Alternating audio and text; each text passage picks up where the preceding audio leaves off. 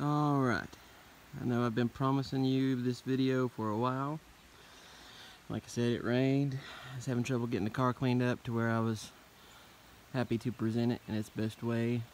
But I spent my Sunday, my day off, part of it anyway, getting this thing cleaned up.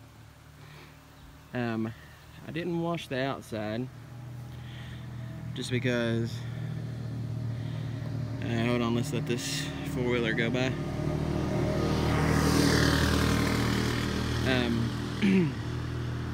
I washed it real good, and like the next day it rained. It's been the story of my life the last couple of weeks. About a month and a half ago, I went through and buffed it and waxed the whole thing.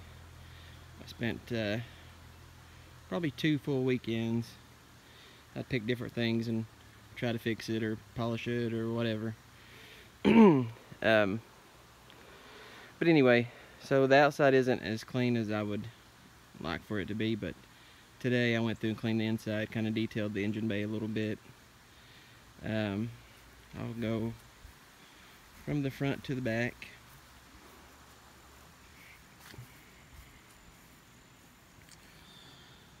So this is the almighty engine. I've got the Perrin radiator cover there, needs cleaned up a little bit, but so this engine, it's on a stock stage 0 tune, so actually it's got some potential in it to get more power, which already as it is, I think it's pretty stout for what it is, for a daily driver anyway. When I first got it, actually it had a stage 1 tune on it and did 18 pounds.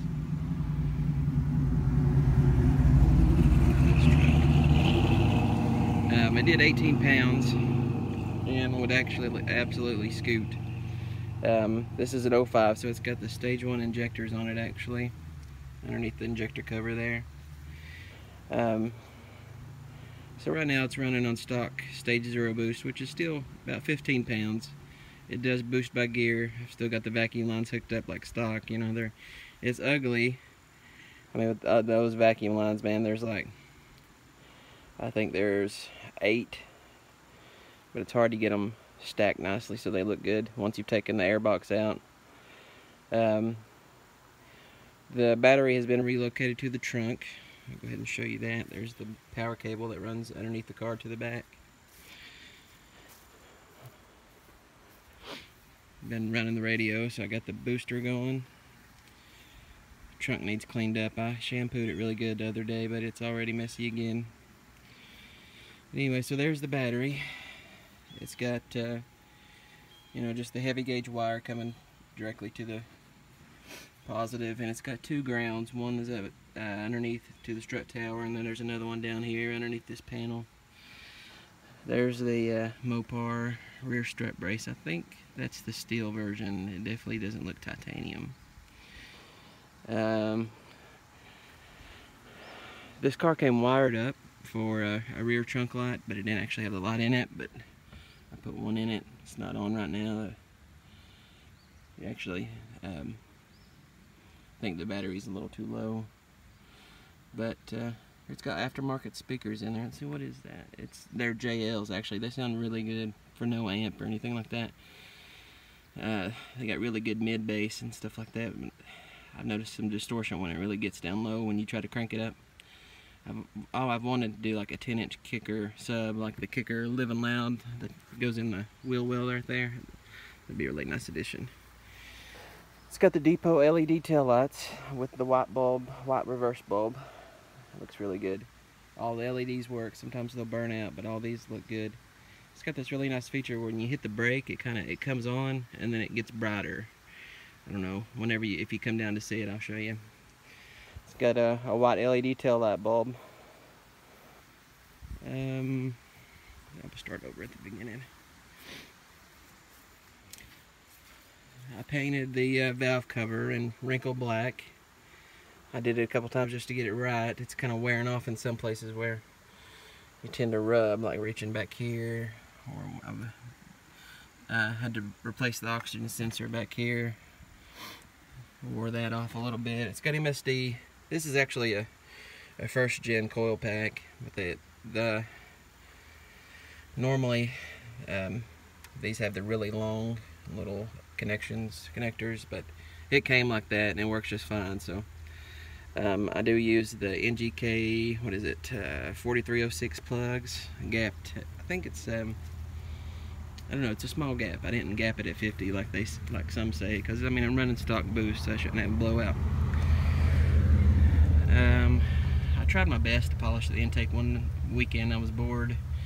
It came out better than it looked because it was the whole stock casting and it was kind of rough. It collected a lot of dirt, but there's definitely some potential there. It looked better when I first did it, but it's starting to get a little scuffed up, oxidated. I didn't clear coat it or anything.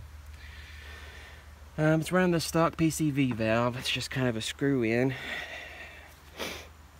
which leaves, there's a chance of it having a boost leak there if your check valve isn't exactly good, but mine's good. This has the Prothane inserts, but actually I think it's about time to replace the inserts. I thought about going with a solid mount. I had one on a first gen that I had that was, I mean, it was solid and it was a little, you could feel the vibration, but it wasn't that bad at all. The timing belt was replaced before I got the car. When I got the car, it only had 90,000 miles on it, so I assumed it had just been replaced. Now it's sitting at about 138,000, probably be 140,000 soon. I drive it a little over 100 miles a day. It's been really reliable actually, and I get good gas mileage. But if I really try to keep the boost down, try to stay in, you know, in vacuum, I get about 28-30 miles per gallon. A lot of people ask about the license plate. That's just a hillbilly heat shield for the turbo. The turbo, you can see I've tried to spruce it up a little bit. All this stuff oxidizes so bad. It's hard to keep anything that's not a show car completely clean. It's running the stock blow-off valve.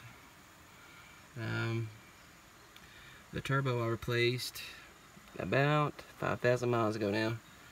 I had, usually there's an intake on this, but I took it out to clean everything up. But actually I had just a pod filter sitting right there, and some way or another it got halfway off and it sucked in a little silicone boot just like that and destroyed the turbo. So I replaced it, and it was a brand new OEM style turbo. It has the, I can't remember the name of this, who made this, the brands on the side. I can't remember who makes the SDK maybe. I just recently replaced this bolt and replaced the bushing in there, so that's nice and fresh. I don't know about the fourth mount here. I do have a little, there's a little bit of engine movement, but like I said, those inserts, they don't last as long as a softer insert does. But I don't know if the fourth mount needs replaced or not. But anyway, this the timing belt, actually, the blue ones need to be replaced, I think, at 75,000 miles. Whereas the OEM ones, they're not as strong, but I think they last till 100,000. So you probably got, what is that, 30 or 40,000 miles until you should probably replace it. But if you do ever want to look at it, there's a little inspection port right here. You just kind of pull that little plug out, and if you want to take the whole cover off, there's 3 screws around the top that you have to remove to be able to get to look at it. Let's see, I told you about the power steering. You know, it leaks where the reservoir meets the actual pump down here, and I took this line loose. The previous owner had stripped this bolt, or this little banjo bolt, and it's kind of difficult to get off because it's in a cramped area. Can't really get bolt or tools to it. But anyway, so I replaced the rubber O-ring on that and put it back, and it didn't help. So it's bound to be leaking from where the reservoir meets the pump. I can't see where it's leaking from, but like if you're looking like this, you can see little droplets just kind of pop off every once in a while. So it's leaking. So I took the belt off and the condenser's down there. You can see it. It runs off the same belt, so it doesn't run. But when I first got the car, everything worked. So the air conditioner should still be good. I mean, but the compressor hasn't been ran probably in a year and a half. But it does need to be refilled. I replaced the radiator with another. It was a used unit my buddy had in town. The old one was somebody had ran.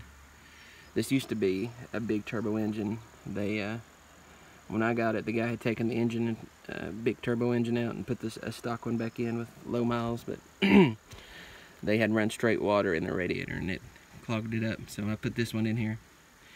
But I had to take off the fitting for the condenser, and it let all the refrigerant out, so it needs to be refilled, and just then you'd have air conditioning, I think. The radiator shroud here is cracked. It's just the way I got it. I had to have another radiator. You know, it's a daily driver.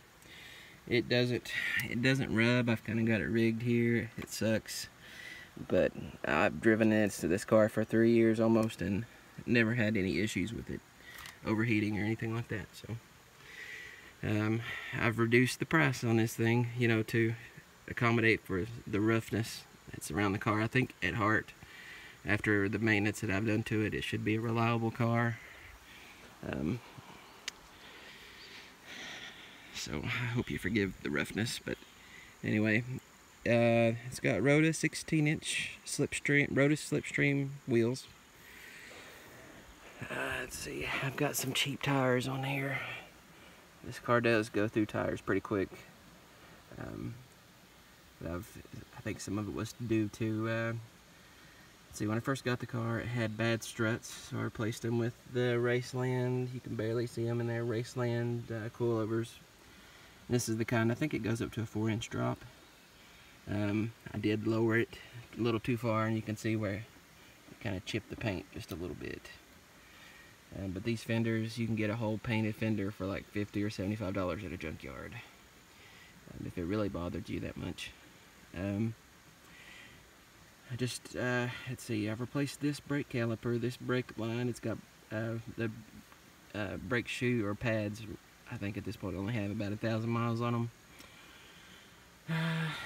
This wheel bearing, I don't think has been replaced, but I did replace the ball joint on this side, and wait, no, I replaced the ball joint on the driver's side, wheel bearing on the driver's side, and on this side I just replaced the whole control arm, but the wheel bearing is solid. I had it up just the other day and checked everything, and it's solid. No control arm issues or wheel bearing issues on this side. They warranted, actually on the driver's side I replaced the wheel bearing twice, but they warranted it because it only lasts maybe 3,000 miles, so they figure it's a factory defect. These tires, like I said, they're cheap, but they've actually done really well, and they have really good traction too. It's a Linglong brand, but I'm actually pleasantly surprised at how well they do compared to the Kumho Extas I think I had on here before. Get to the interior. Just cleaned up on it a little bit, vacuumed it out and whatnot. It's got a, what is it?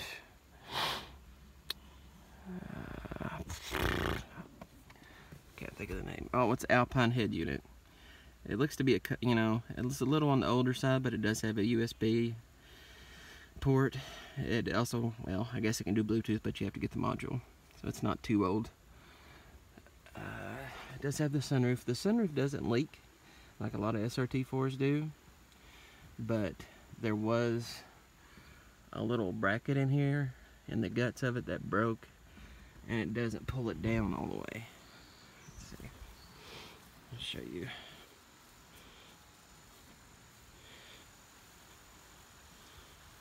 If you're a perfectionist, that may bother you, but it seals good. There's no wind noise inside. It just doesn't fit down all the way. It can be fixed. There's a repair kit, I think for like 20 bucks. It's got all the things in there, but my money has gone to replacing other things on this car since I've had it.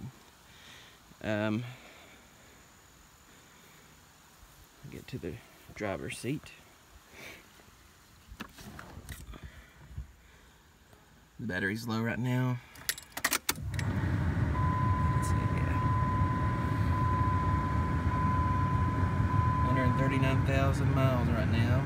I'll probably break 140 in the next 2 days, I guess. It does have 2 lights on. The ABS light is on. I had done some, let's see, I was doing some work around the front driver's side brake area and no ABS light, and then whenever I did the work I had to unplug the sensor. I think maybe it's when I did the coilovers. I had to unplug the sensor, the ABS sensor, and when I got back in, the light was on. I've not been able to scan it. No regular scan tool scans ABS codes, and I'm not willing to pay to have the code read. Let's see. It could be a plug that's not pushed in all the way. I went around and looked. I can't find it, so it might be a sensor. I'm not sure. But for the price, you know, hopefully you're willing to deal with that. The oil pressure sensor light is on. I replaced it. I replaced the sending unit with a new one. The light went away for probably 10-15,000 miles, and now it's back on again. I know that's what it is. I checked the oil. You know, it's nice and clean. The light has been on for 10,000 miles, so I know that it's, you know, if it was low pressure, I would definitely know about it by now. It's just the sending unit needs replaced again. Now, the previous owner had, he tried to do a wiring tuck, and so he extended the wires, and he didn't do a perfect job on some of these, so I went back and checked the connection. And yeah, it's not pretty, but the connections to the sending unit are good. I also went through and checked the rest of the wiring harness. I took it out completely, went through it from top to bottom with a multimeter. Everything connects good. Let's see, what else? It does have the AEM wideband sensor and gauge. This has got the odometer, really nice looking boost gauge. It's accurate. When I'm driving, I know I've got good compression and everything because I get I think 22 what is it, milligrams of mercury, or however the vacuum is described. That's what a normal healthy engine would do when you're at cruise with no throttle input. The boost by gear, like I was talking about before, in first gear I think it does around 10 pounds, second gear it does 12 pounds, and then third through fifth you get the full 14 to 16. It depends on a lot of different things the computer looks at to give you how much boost. The oil pressure, humidity, throttle input, all these things. Some people will bypass the boost by gear and just have the full 15 pounds, and that's on stock wastegate and stock tune.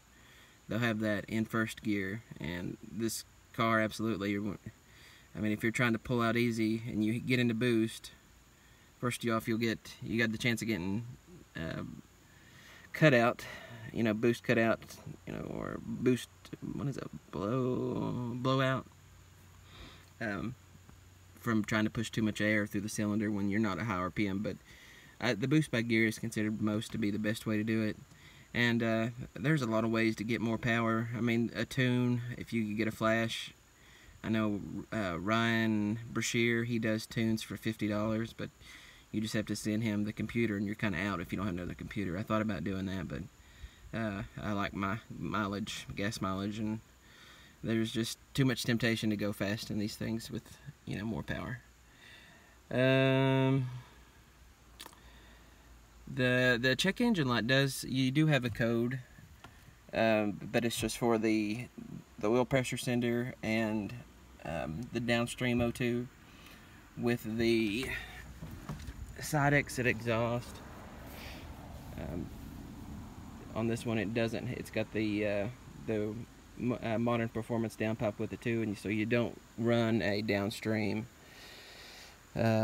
oxygen sensor, and I got a code for that. That's just for emission purposes anyway. On typical SRT4 problems, everybody develops a tear or a rub in the same area from having to get out or get in and out.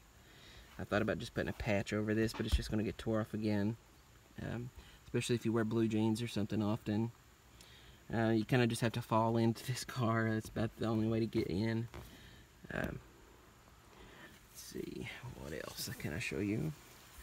It's got a 2 switches wired up. One is for the fog lights, and the other one is for the so that you can turn on the radiator fans if you want to without the computer having to kick it on. Right now I've got the fan unplugged, the fan switch, so I'm just running the fog light switch. It's got the Modern Performance polished shift knob. I did have this polished up really good whenever I first started had this car for sale, but it's gotten scratched, you know, just from general use. Another thing that happens to these cars is this little sun visor clip breaks. Just on the driver's side, it's something about the cast. Those are really cheap at a junkyard too, or online on the boards, maybe $3. I may get one by the time this car sells. You can see all the door jams and everything. I've tried to keep it nice and clean. It's got custom door speakers too. I think it's the previous owner told me it was from another Dodge vehicle, but it had the premium speakers. Maybe it's a Bose speaker or something, but I think it's the stock tweeters. But again, that sounds really good. This switch doesn't work. It hasn't worked since I've had it, which is fine by me. It doesn't bother me too much. It would be nice if it worked, but all the other switches work though. Let's see. The wheels do have some little rock scratches just from being painted, I guess, rather than powder coated. The caliper paint is starting to get some grime on it too. But they're really hard to keep clean when you're driving it every day. It's got the stock headlights, and they are starting to fog a little. I think maybe previous owner might have had some eyelids on here or something, because the pattern is really, you can almost see it when you look at it. It don't show up too well on the camera, but somebody gave me some dress-up bolts, and it says JDM on it. I don't know if you can see that. It's kind of funny. Let's see, I did get this Viper emblem, put it on the front. The other one was getting faded out. I've got some 6K HIDs in there. They're just low beam only, but they're brighter than my brights were, so I'm okay with that. I'm going to include the OEM headlight or OEM bulbs with it too if you want to switch them back. It's really easy to do so if you've never done that before. The fog lights just have OEM bulbs, but they do well. Oh, this is something you'll run into depending on where you live, but you'll have to, this car is lowered just a little bit over stock, but it's really easy to catch this front lip on things. Like, I did this, I just pulled like directly, I guess I look down here, I just pulled directly off the road straight on instead of coming at an angle, and it caught at the bottom. You've probably seen movies on YouTube or clips on YouTube where people's done that before with their cars, even though this one ain't lowered at all, hardly. And this pisses me off, but you can kind of see the tint is, I don't know what you want to call that, peeling.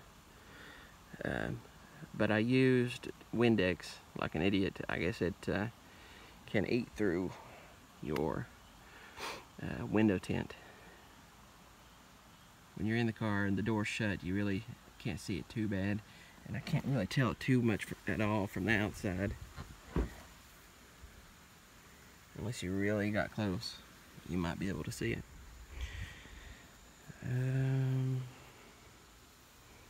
Well, there's the reverse lights.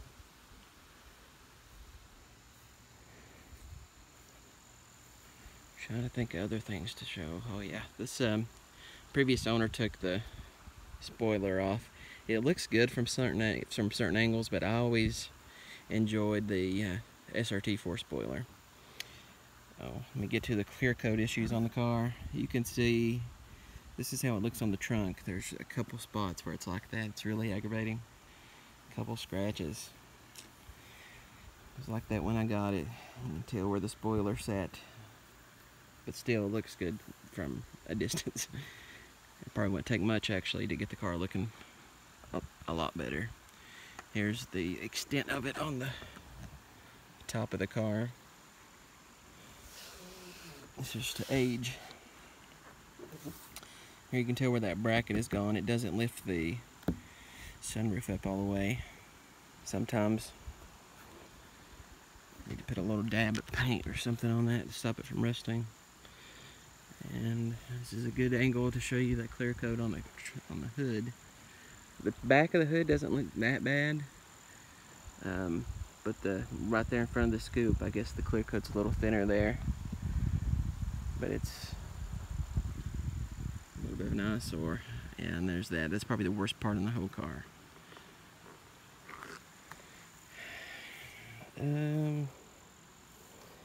This is another thing that's typical with SRT4s or Neons in general, I guess. The door just rubs there. I mean, even though it's a rubber guard, I guess over time it can rub through the paint. I've dabbed that up with touch-up paint before and it just comes right back.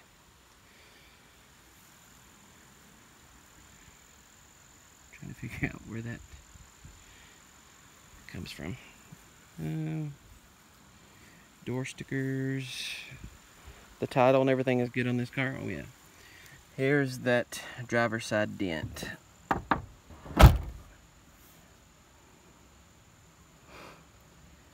Lady come through, hit me in a parking lot just doing 5 miles an hour, if that. I was so pissed. Hadn't had the car very long. Need to get that replaced. It's just not been a priority. I've been trying to change jobs and save money for another apartment, and the story goes on, but this whole fender you can get at a junkyard really close to Lexington, if you know where that is. But I've just not been up there. I'm not willing to drive 300 miles for a fender, you know, and they won't ship. I don't get it. Told them I was willing to pay. Oh yeah, and this little clear coat issue right here just started probably within the past year. It goes all the way across the top.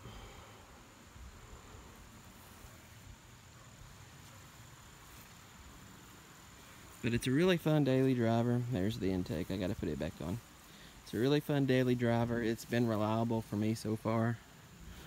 I mean, every car is going to have its problems from time to time, but usually it was something simple. It's the let's see, potential things that I would talk to you about. The transmission, it's making that throwout bearing noise. The battery's almost dead, otherwise I'd start it up. I'll send you a video later on, but it just kind of squeaks when the clutch isn't pushed in, or when you are trying to pull out in first gear and you kind of let the clutch slip a little bit, you can hear it. But the clutch, I know it's not slipping. I mean, it holds really good. You can floor it in fourth, you know, when you're at probably 2,000 or 3,000 RPMs, and if it's going to slip, that's when it's going to slip, from my experience with other cars. But you push the clutch in, and that sound goes away, and it sounds completely smooth. So I don't know what it is. I had the clutch was brand new when I got the car. The guy had put the engine in, replaced the clutch. It's a modular unit, but it's OEM style, OEM strength. But with it being modular, it's actually a good thing. That way you don't have to replace everything if it's just the clutch that's bad. But he said he replaced the throwout bearing and all that along with it. So, and he's actually a good friend of mine, so I trust him. But if there's anything that I've not covered or you have questions about, just send me a message. This clip's already 30 minutes long, so if there's anything you need me answered or whatever, more video, pictures, or if you're ready to come and test drive it and take it off my hands so I can get my work vehicle, just send me a message. See ya.